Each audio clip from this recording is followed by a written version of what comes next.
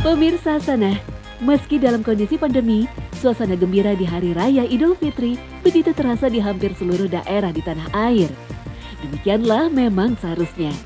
Setelah sebulan penuh berpuasa, maka Hari Raya Idul Fitri merupakan waktu untuk bergembira dan bersuka cita.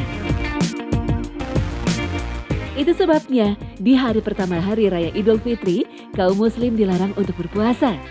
Puasa baru boleh lagi dilakukan setelah hari kedua.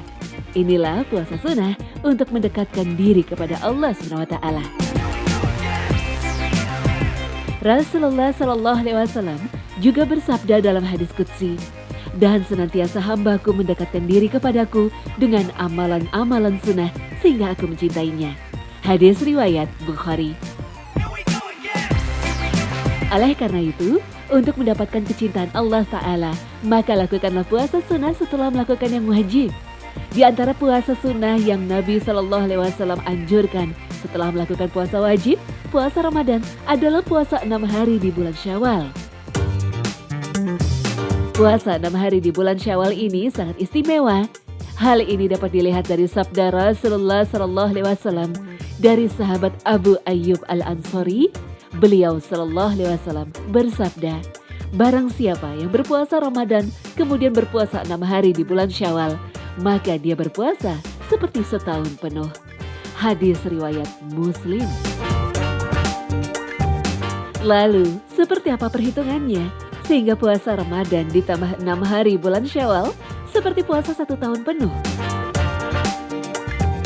Rasulullah SAW bersabda, "Barang siapa berpuasa 6 hari setelah Hari Raya Idul Fitri, maka dia seperti berpuasa setahun penuh.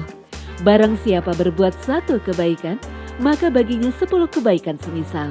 Hadis riwayat Ibnu Majah. Orang yang melakukan 1 kebaikan akan mendapatkan 10 kebaikan yang semisal. Puasa Ramadan adalah selama sebulan, berarti akan semisal dengan puasa 10 bulan. Sementara puasa 6 hari di bulan Syawal berlipat 10 semisal dengan 60 hari atau sama dengan 2 bulan. Oleh karena itu, seseorang yang berpuasa Ramadan kemudian berpuasa 6 hari di bulan Syawal akan mendapatkan puasa seperti setahun penuh. Lalu, bagaimana cara pelaksanaan puasa 6 hari di bulan Syawal ini? Apakah harus berturut-turut selama 6 hari atau tidak? Imam Nawawi dalam Syarah Muslim mengatakan, para ulama mazhab Syafi'i mengatakan bahwa paling afdol atau utama melakukan puasa Syawal secara berturut-turut dimulai di hari kedua. Namun, jika tidak berurutan atau diakhirkan hingga akhir Syawal, maka seseorang tetap mendapatkan keutamaan puasa Syawal setelah sebelumnya melakukan puasa Ramadan. Oleh karena itu, boleh saja seseorang berpuasa Syawal 3 hari setelah Idul Fitri misalnya, baik secara berturut-turut ataupun tidak, karena dalam hal ini ada kelonggaran. Namun, apabila seseorang berpuasa Syawal hingga keluar waktu bulan Syawal karena bermalas-malasan, maka dia tidak akan mendapatkan ganjaran puasa Syawal.